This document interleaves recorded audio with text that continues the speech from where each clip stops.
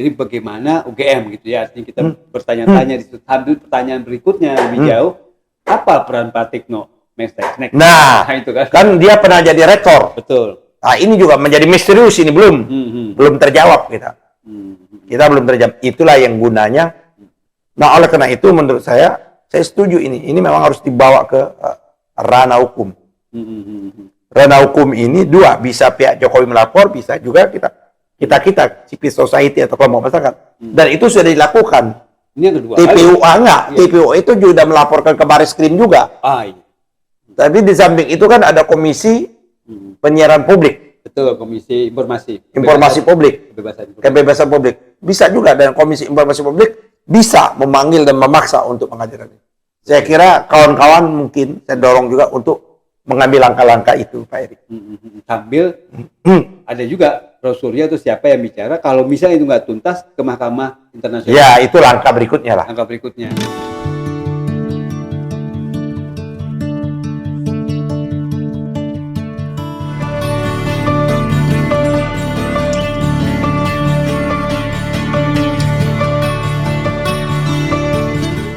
Assalamualaikum warahmatullahi wabarakatuh, pemirsa Masumi TV dan Ahmad Yani Channel.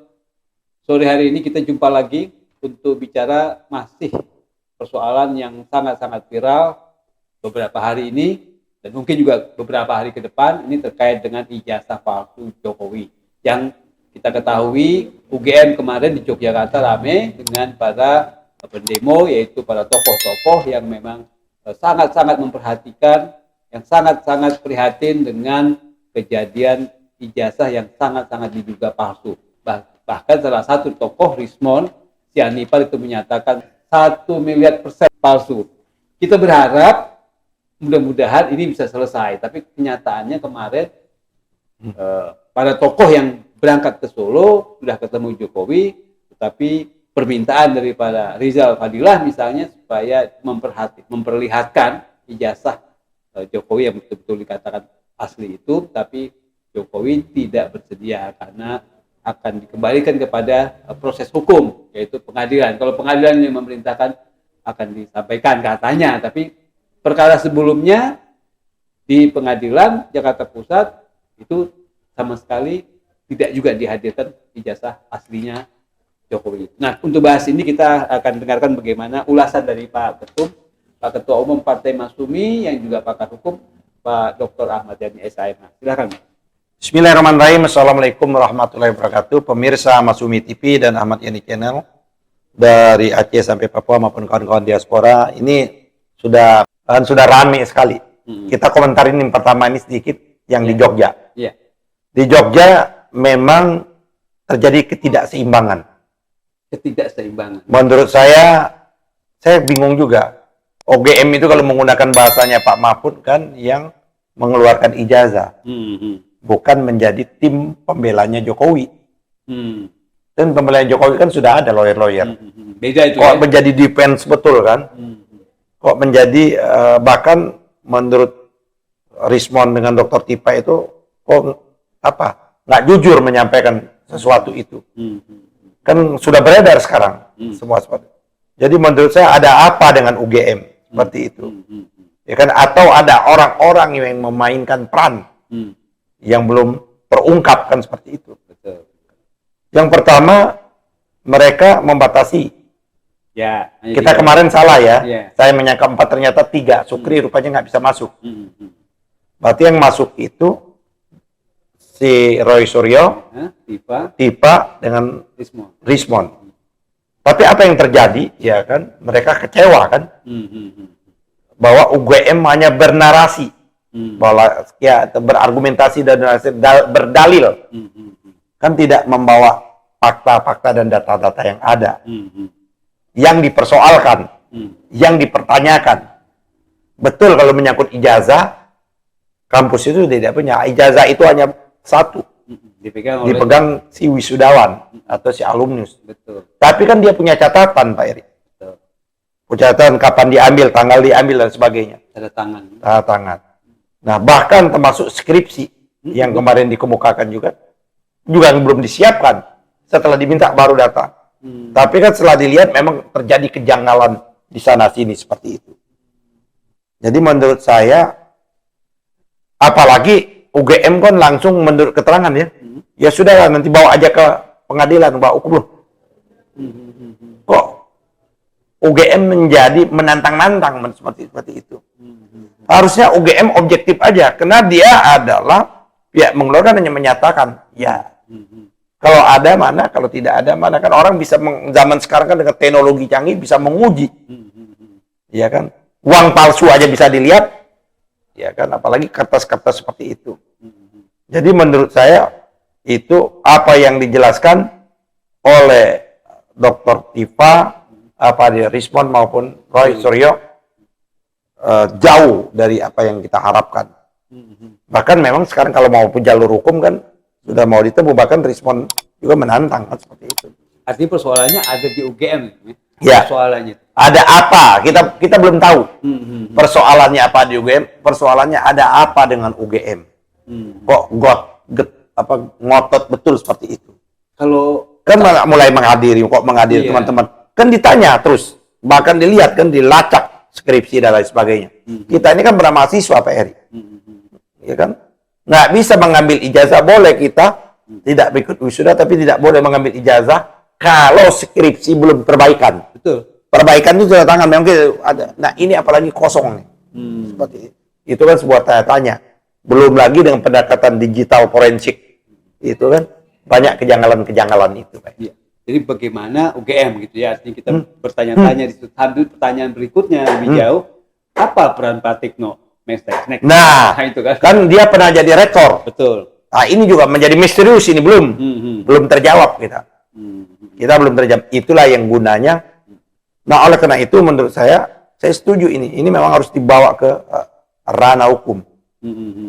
Ranah hukum ini dua, bisa pihak Jokowi melapor, bisa juga kita civil society atau kelompok masyarakat. Dan itu sudah dilakukan. Ini yang kedua. TPU enggak, iya. TPU itu juga melaporkan ke Baris-Krim juga. Iya.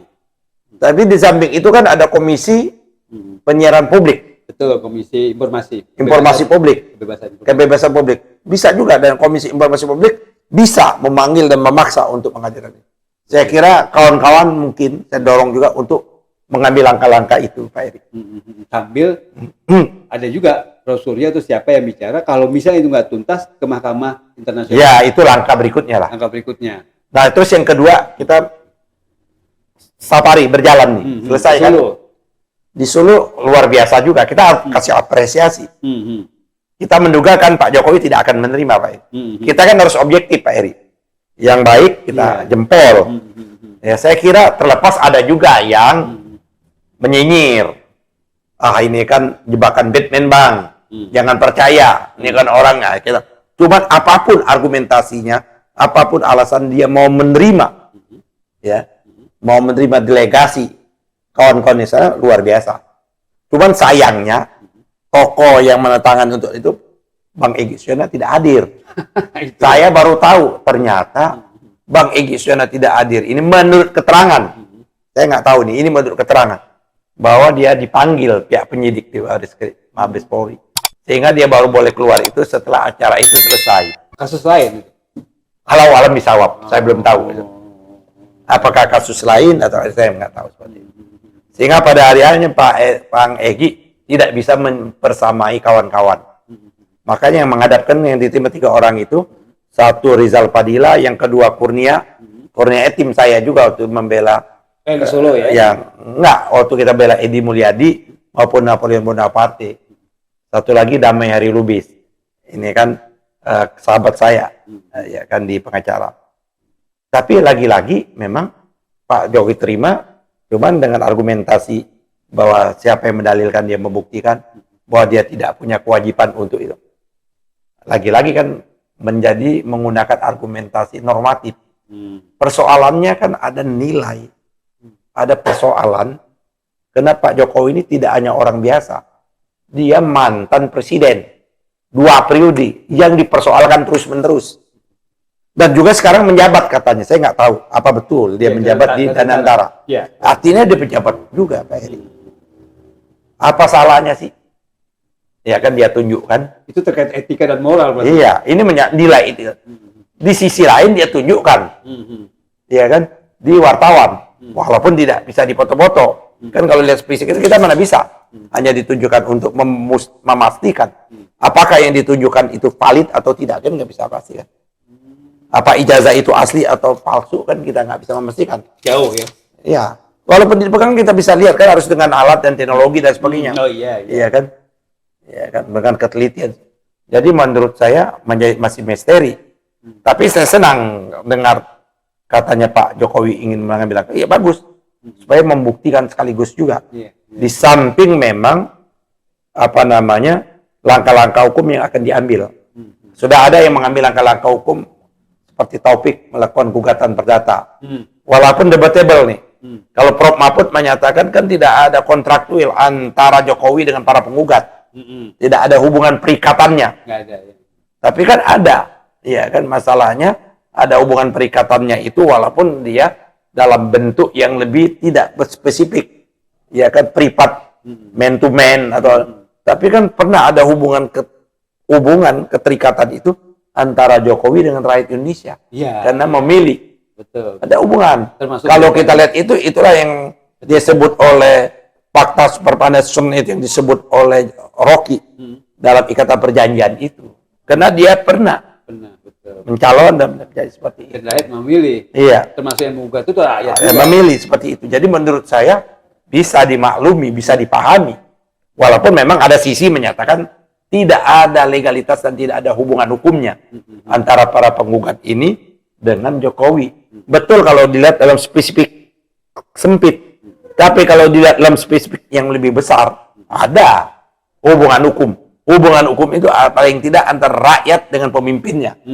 Atau rakyat yang pernah memilih, atau rakyat yang tidak pernah memilih. Nah, ada hubungan hukum seperti itu.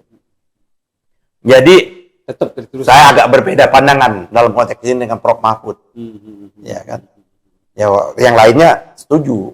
Kayak Pak Mahfud dorong untuk ke komisi informasi tadi KIP ya. Iya, KIP. Saya setuju. Jangan juga Pak Mahfud menyatakan ini kan baru kasus perdata. Terus yang di Solo Gus Nur dengan Bambang Tri itu kan yang dianggap menyebarkan itu kan.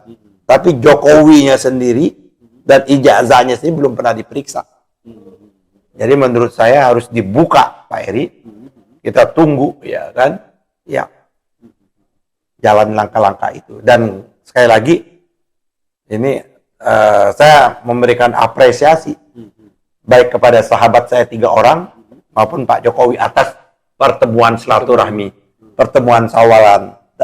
Apa namanya ya silaturahmi dan apa namanya rasanya Rizal Fadilah kemarin memang kelihatannya seperti nggak ada masalah gitu. Artinya hubungan kemanusiaan ini tetap. Nah itu yang harusnya kita contoh. Apresiasi ya. Nah cuman ya kejujuran itu jauh di atas segala-galanya. Betul. Tapi kalau diliputi dengan tipu muslihat, siasat dan kebohongan, pasti Allah buka juga. Kebohongan itu bisa kau tutup-tutupi, tapi satu saat tidak mungkin bisa kau tutupi. Pasti terbuka. Oke, terima kasih Pak Ketua Umum Partai Masyumi, luar biasa tadi bagaimana mengomentari, mengulas tentang UGM dan yang Solo gitu ya, soal ijazah palsu Jokowi ini. Kita berharap sekali ini cepat selesai dan artinya Jokowi dalam hal ini berani menunjukkan ijazah aslinya ke publik. Itu ya walaupun katanya dia udah berani menunjukkan di depan wartawan. Tapi sampai sejauh mana derajatnya gitu kan? Itu kan nggak meyakinkan ya. Okay. Karena daripada yang beredar semakin menguatkan bahwa dugaan palsu itu ada dari yang beredarnya. Iya. Oke. Mudah-mudahan cepat-cepat terungkap ini supaya tidak jadi yang luar biasa ya, peninggalan warisan Jokowi kan luar biasa. Kita bayangkan anak cucu kita kalau misalnya presidennya, mantan presidennya yang dulu pernah berijazah palsu, bagaimana itu moral bangsa kita ini. Terima kasih Pak Ketum, terima kasih pemirsa, mudah-mudahan bermanfaat apa yang kita diskusikan pada sore hari ini. Billahi taufiq wal hidayah. Wassalamualaikum warahmatullahi wabarakatuh. Waalaikumsalam warahmatullahi wabarakatuh.